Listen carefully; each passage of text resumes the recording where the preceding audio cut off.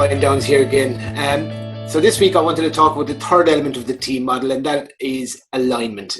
Again, these are all very important in terms of how your team perform and how you bring your team along. And there's 5 elements, 5 parts to this. And actually they're quite simple, not necessarily always easy, but they're quite simple to understand. So the first is around goals. So goals for the team, where are they going? Do they need to know? Do they know where they need to be at the end of this week, this month, this year, this quarter, whatever periods of time you're operating in? Do they need to know, or do they know where they need to be? Also, as individuals, do they know what they need to have achieved in that time period as an individual? So we need to separate these two out. You have the team part, and that is the collective goal, but that collective goal is made up of a bunch of individual goals for each of the members of that team. The second part of this is roles. Does everybody know what their role is? And does everybody know what everybody else's role is? Who does what?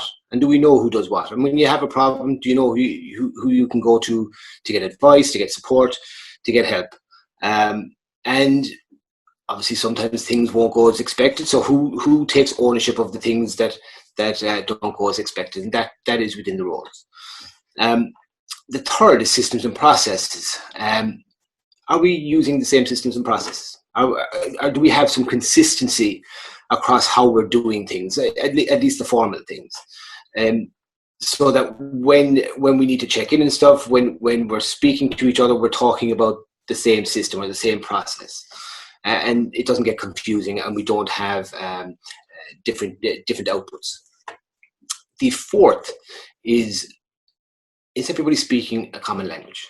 Now, what I mean by this is everybody speaking the same language around the strategies that the team is employing to achieve their goals? Do we all know what that is? And are we speaking it in the same way, so that when we use words, we understand what they mean, that there isn't a different meaning being applied to it that causes a misunderstanding?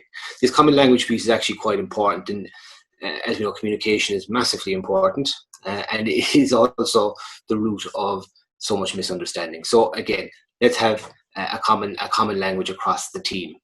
And the final part is, does everybody understand what the behavioral expectations are? So how do we interact with each other? And particularly, how do we interact with each other when there's a problem? When there's a challenge, when there's a conflict? Because these are the things that can cause problems within a team, that can rob your team of performance. So what are the behavioral expectations? I mean, obviously, we want to interact with each other with respect as a basis. And we talked about trust before, and we need to be able to elicit trust across the team and with each other.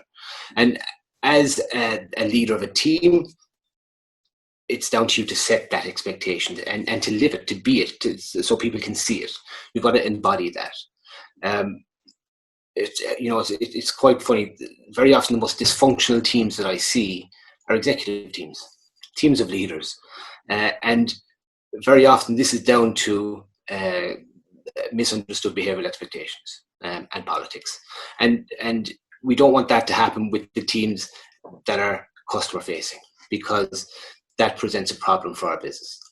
So 5 pieces around alignment: goals, both team and individual; roles, does everybody understand what they're doing and what everybody else is doing; systems and processes, do we have consistency across how we're doing things; a common language, are we speaking the same? When we speak the words, do we all understand the same thing?